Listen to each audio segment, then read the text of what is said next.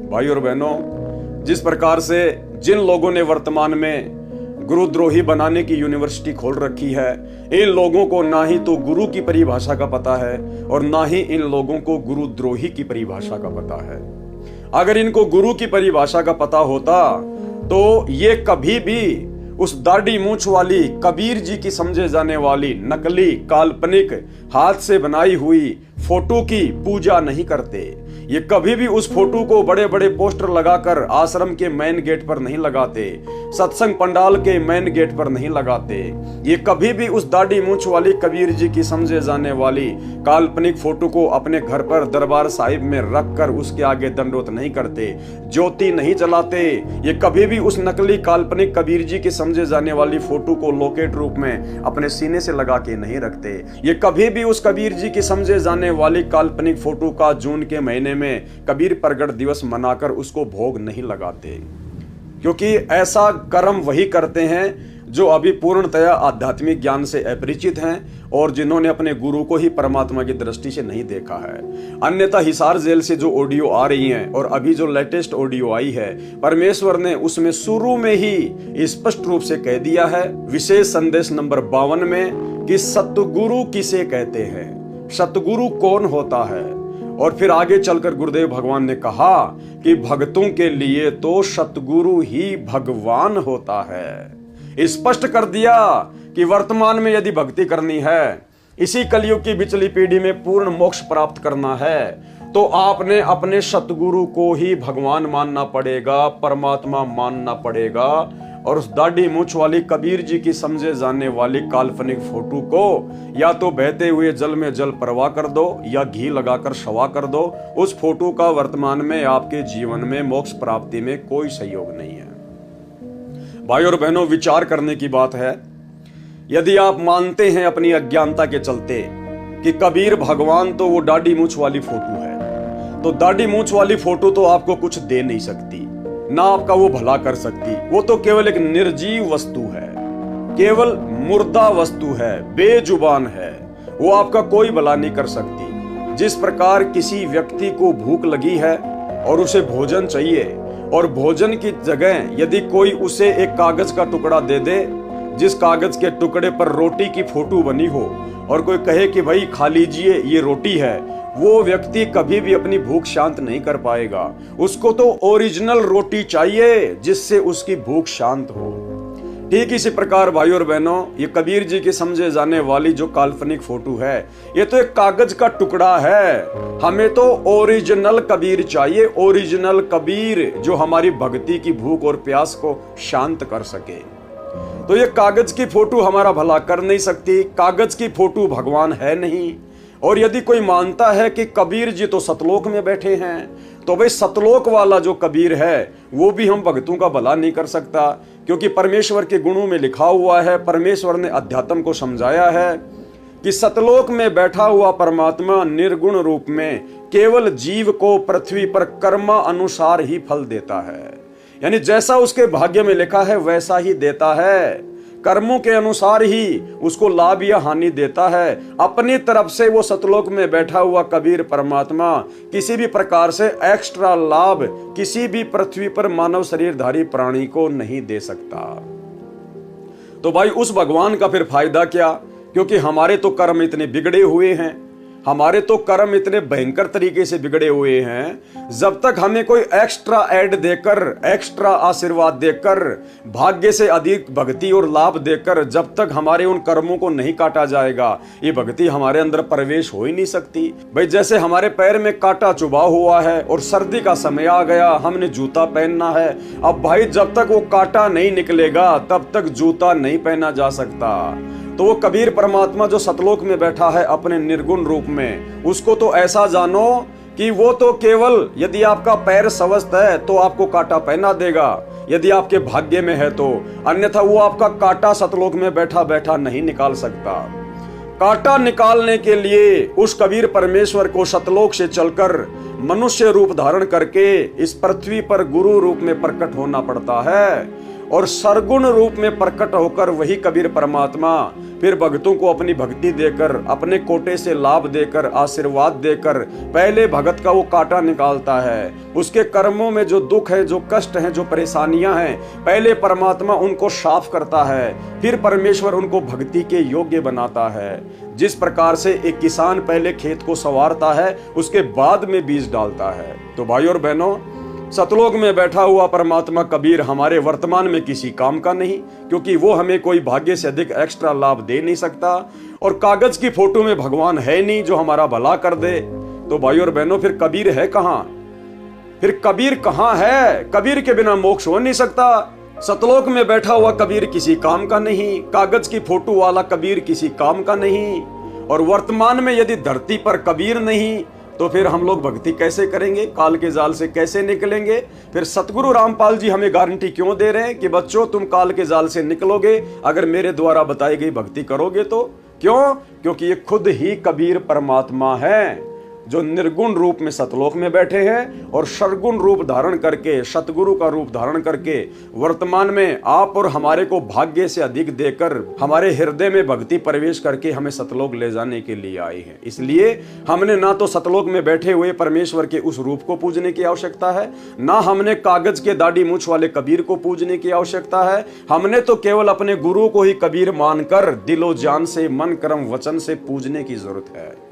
इसलिए गुरुदेव भगवान कह रहे हैं, गुरु की परिभाषा समझाते हुए, सतगुरु की परिभाषा समझाते हुए विशेष ऑडियो, विशेष संदेश नंबर 52 की शुरुआत में 2 या 2.5 मिनट के आगे गुरुदेव कह रहे हैं कि भक्तों के लिए तो उनका सतगुरु ही भगवान होता है। सुनिए ऑडियो।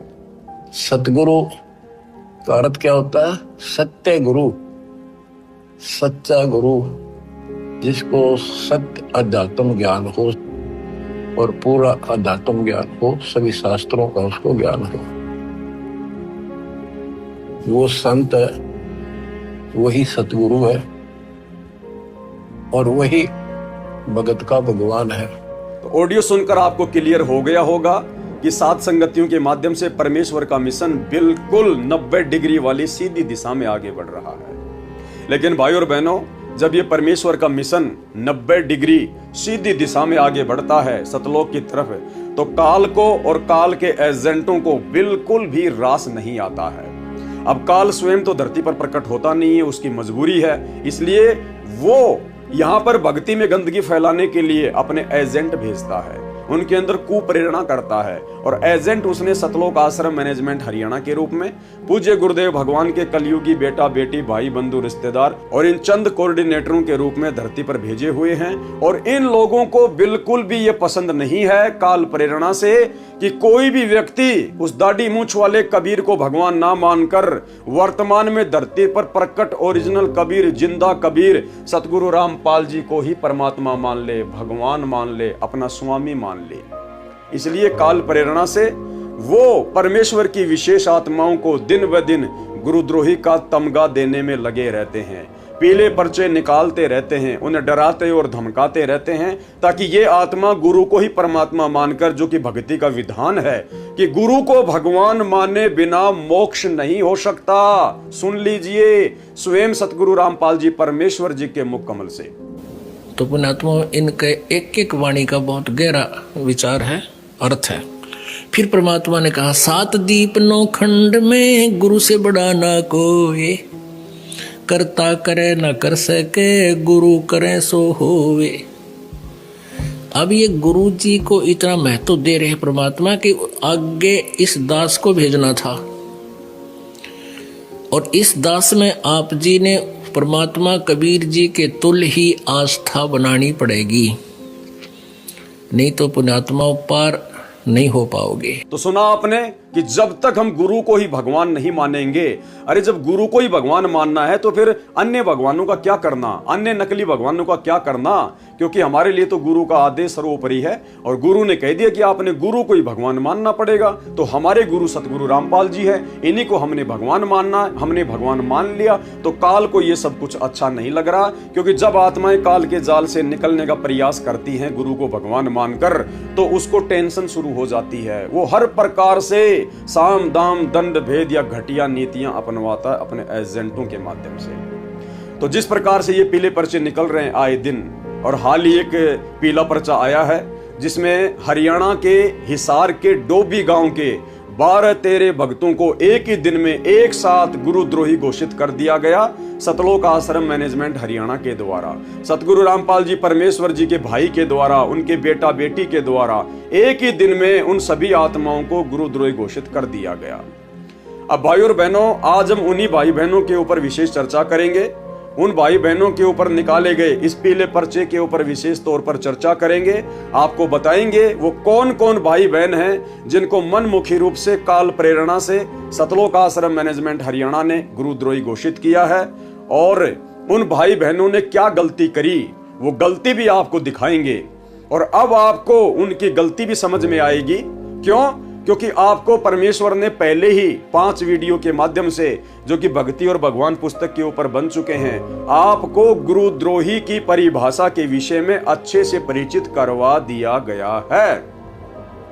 तो अब आपको अच्छे से समझ में आएगा कि भक्तों को वर्तमान में गुरुद्रोही घोषित करना जबरदस्त तरीके से ये काल का एक सुनियोजित षड्यंत्र है, और ज्यादातर संगत काल के इस षड्यंत्र को समझ नहीं पा रही है। केवल परमेश्वर की विशेष आत्माएं हैं जो परमेश्वर को समझ पा रही हैं। तो चलिए अब आपको ले चलते हैं सीधा सीधा इस पीले पर्चे के ऊपर कि आखिर क्यों इतने सारे भक्तों को एक ही दिन में गुरुद्रोही घोषित कर दिया गया। क्या उन भक्तों में भी गुरुद्रोही का कोई लक्षण है, या वे भगत भी मुझ पवन दास की तरह बिल्कुल पाक साफ है? क्या उनके ऊपर भी मुझ पवन दास की तरह सतगुरु रामपाल जी परमेश्वर जी की कोई दया हुई है, जो परमेश्वर ने उन आत्माओं को काल के जाल से अपने कलयुगी बेटा बेटी भाई बंधु रिश्तेदारों के रूप में जो काल के एजेंट धरती पर भेजे गए हैं उनसे बचाया है? तो भाई और बहनों, ये पीला पर्चा है। सत साहिब जय बंदी छोड़ की सतगुरुदेव जी की जय। ये 12 अगस्त 2024 को पीला पर्चा आया। समय 9:45 सुबह। क्या लिखा है? सभी भगत आत्माओं को सूचित किया जाता है कि सतगुरुदेव जी का आदेश आया है कि भगत संदीप दास सनोप श्री बलजीत दास, गांव डोबी, जिला हिसार, हरियाणा। दूसरे नंबर पर है भगत ललित दास सनोप श्री सुभाष चंद्र जी, गांव नगथला, जिला हिसार, हरियाणा। 3 नंबर पर है भगत पंकज दास सनोप श्री चांदराम जी, पता हाउस नंबर 826, कैमरी फाटक, जिला हिसार, हरियाणा। नंबर 4 भगत आशीष दास सनोप श्री राजेश कुमार जी, पता डोबी, जिला हिसार, हरियाणा। 5वें नंबर पर है भगत लखन दास सनोप श्री दशरथ जी, जिला हिसार, हरियाणा। 6 नंबर पर है भगत अमित दास सनोप श्री फूल सिंह जी, पता मील गेट, जिला हिसार, हरियाणा। 7 नंबर पर है भगत अजय दास सनोप श्री अशोक कुमार जी, पता गुलाब बाग, नवादा, दिल्ली से। 8वें नंबर पर है भगत करणदास, पता द्वारिका, दिल्ली। 9 नंबर पर है भगत शिवादास, पता फरीदाबाद, हरियाणा। 10 नंबर पर है भगत गौरव दास, पता भिवानी, हरियाणा। 11 नंबर पर है भगत पुनीत दास। 12वें नंबर पर है भगत रोहित दास, उत्तराखंड से। 13 नंबर पर है भगत आकाश दास, पता फरीदाबाद, हरियाणा से। और क्यों इन सभी परमेश्वर की आत्माओं को गुरुद्रोही घोषित करवाया गया है सतगुरु रामपाल जी परमेश्वर जी को आम व्यक्ति समझकर? इन सब की सभी आश्रमों, सभी नामदान केंद्रों तथा सत्संग में नो एंट्री की जाती है। ये सब आपके गुरुजी के खिलाफ चल रहे हैं। सतलोक आश्रम मैनेजमेंट हरियाणा वाले क्या कह रहे हैं कि ये सब आपके गुरुजी के खिलाफ चल रहे हैं, यानी गुरुजी इनके नहीं हैं। गुरुजी सतलोक आश्रम मैनेजमेंट हरियाणा के नहीं हैं। परमात्मा कहते हैं वाणी ही से पहचानिए कुटिल नीत की घात, अंदर की करनी की निकले मुख से बात। अरे ये हमारे गुरु भाई है ना, तो इनको ये कहने का अधिकार किसने दे दिया कि आपके गुरुजी? क्यों भाई, आपके गुरुजी कोई धन धन सतगुरु वाले हैं क्या, या फिर श्री आसाराम जी हैं आपके गुरु? तो इनके द्वारा ये कहना कि ये सब आपके गुरुजी के खिलाफ चल रहे हैं, अर्थात गुरुजी इनके नहीं हैं, इनके गुरु हैं काल, शैतान, ज्योति निरंजन इनका गुरु है, जिनकी प्रेरणा से ये आए दिन अपने कर्म फोड़ रहे हैं भक्तों को गुरुद्रोही घोषित करके। ये सब आपके गुरुजी के खिलाफ चल रहे हैं और गुरुजी के मिशन में विरोध में काम कर रहे हैं। आगे आपको बताएंगे कि उन भक्तों ने ऐसा कौन सा कर्म कर दिया जो सतगुरु रामपाल जी परमेश्वर जी के मिशन के विरोध में हो सकता है। इन्होंने अलग से गुरु बना लिए हैं, मतलब मैनेजमेंट चाहता है कि हमारी गुलामी करो, हमारी चापलूसी करो। संत रामपाल जी हमारे घर के गुरु हैं, जगत गुरु नहीं हैं। अगर भक्ति करनी है तो हम संत रामपाल जी के बेटा बेटी भाई बंधु रिश्तेदार और इन चंद कोऑर्डिनेटरों की गुलामी करनी पड़ेगी।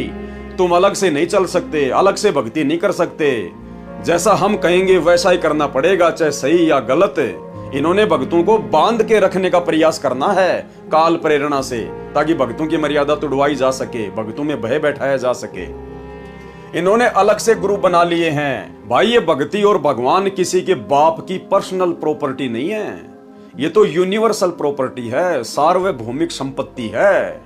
हम किसी के गुलाम नहीं हैं, हम अपने गुरुदेव भगवान के गुलाम हैं और उनके ज्ञान आधारी बच्चे हैं। और जो वास्तव में हमारे गुरुजी का गुलाम होगा, हम तो उसके भी गुलाम हैं। लेकिन गुरुजी के विरुद्ध चलने वाले नकली भक्तों के हम गुलाम नहीं हैं, उनके तो ज्ञान आधार से खाल उतारी जाएगी, खाल है।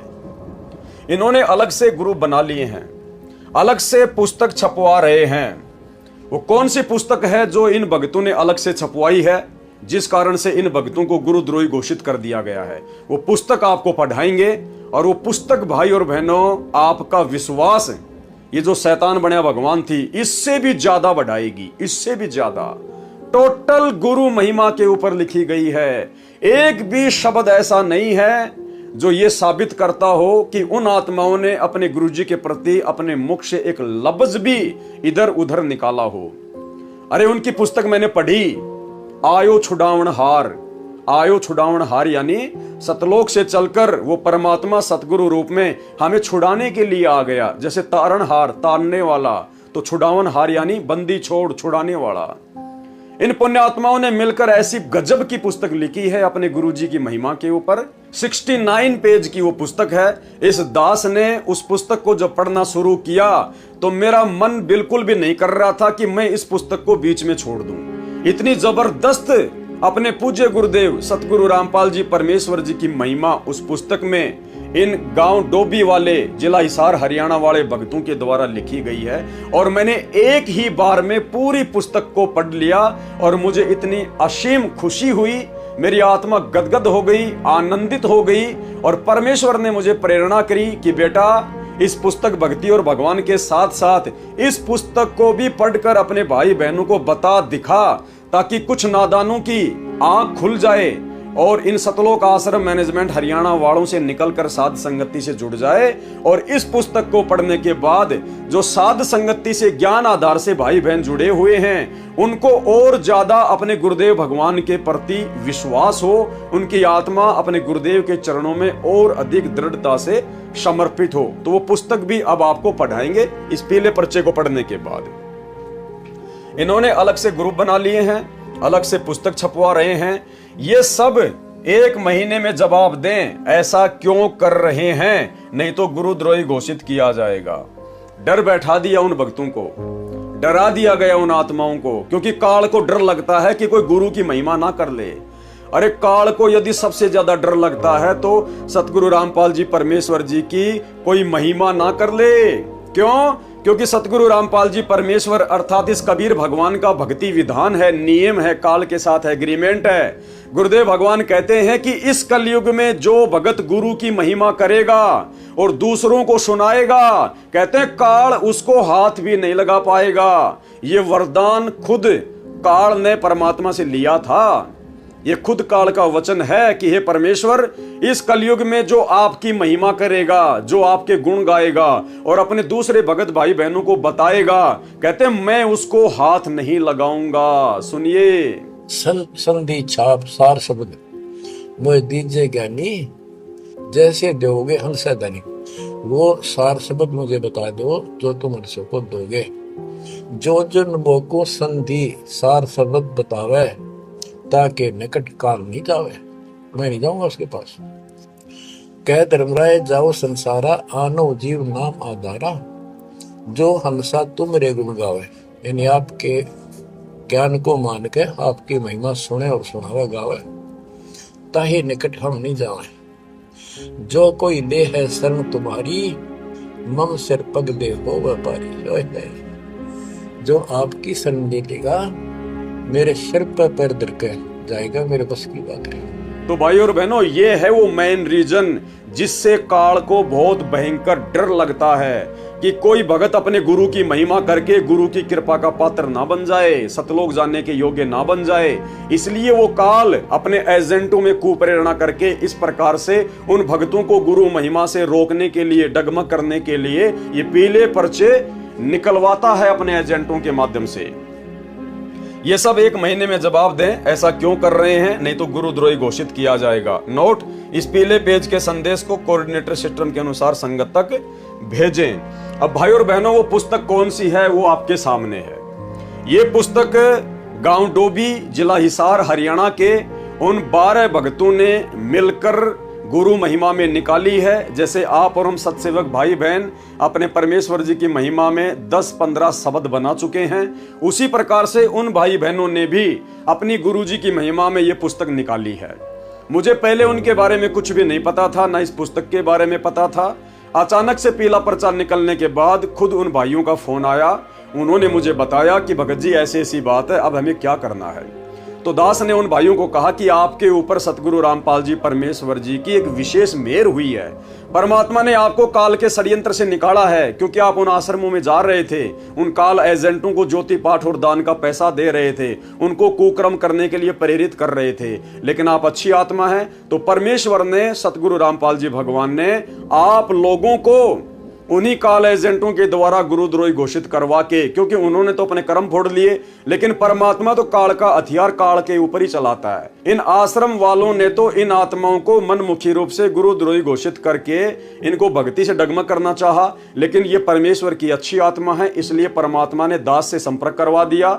इन्होंने मुझे पुस्तक भेजी, दास ने पुस्तक पढ़ी और दास ने कहा कि भाई आपके ऊपर तो गुरुजी की बहुत बड़ी मेहर है, आप लोगों को गुरुजी ने मौका दिया है क्योंकि आपने गुरु की महिमा की है, और जो गुरु की महिमा कर देगा गुरु तो उसके लिए सारे दरवाजे खोल देता है।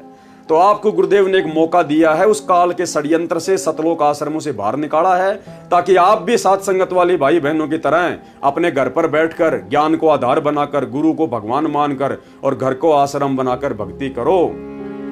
उन्होंने कहा कि भगत जी हम आपसे जुड़ना चाहते हैं, सारे के सारे भगत हैं, और हमारे संपर्क में लगभग 400 से 500 भगत हैं जो सभी इस बात को लेकर मुद्दा उठा रहे हैं कि आपने उन भक्तों को गुरुद्रोही घोषित क्यों किया, हम सब के सब साध संगति से जुड़ रहे हैं। तो दास ने कहा भैया देखो, साध संगति का ना तो कोई आश्रम है, ना साध संगति कोई संस्था है, हम तो भैया ज्ञान आधार से चल रहे हैं, गुरु को भगवान मान रहे हैं, घर पर बैठकर भक्ति कर रहे हैं, अपना ईमानदारी से काम धंधा कर रहे हैं, जो गुरु जी की मर्यादा है उन मर्यादाओं को निभा रहे हैं, बस इसी से परमात्मा प्रसन्न रहेगा, और यही साध संगति है। बाकी साध संगति में जुड़ने के लिए ना तो कोई फॉर्म भरा जाता है, ना कोई ज्योति पाठ का पैसा लिया जाता है, ना किसी को गुरुद्रोही घोषित किया जाता है, ना किसी का विशेष सम्मान किया जाता है। चाहे कोई आओ चाहे कोई जाओ, आएंगे तो अपने लिए आएंगे, जाएंगे तो अपने लिए जाएंगे। हम किसी का पीला पर्चा निकाल के डराते नहीं, धमकाते नहीं, ना हम किसी को गुरु भगत का तमगा देते, ना हम किसी को गुरुद्रोही की उपाधि देते। अगर आपके बात समझ में आ गई है, सतलोक आश्रमों की सच्चाई समझ में आ गई है, तो भाई और बहनों बैठ के अपनी भक्ति करो, इन आश्रमों में जाना छोड़ो। दूसरे भगत भाई बहन जो आपके संपर्क में आते हैं उनको भी समझाओ। सोशल मीडिया भगवान ने दे दी, खुल के वीडियो बनाओ, प्रचार करो, पोस्टर बनाओ, परमात्मा के बच्चों को समझाओ, गुरु को भगवान बताओ, ज्ञान आधार से चलना सिखाओ। बस यही साध संगति से जुड़ना है, और इसके अलावा साध संगति का और कोई रोल नहीं है। तो बात उनके समझ में आ गई, सभी भक्तों ने एकजुट होकर अपनी राय बना ली है, और उन 400 से 500 भक्तों ने अब सतलोक आश्रमों में जाना छोड़ दिया है। तो इन आत्माओं के ऊपर गुरुदेव भगवान की एक विशेष रजा हुई है। तो ये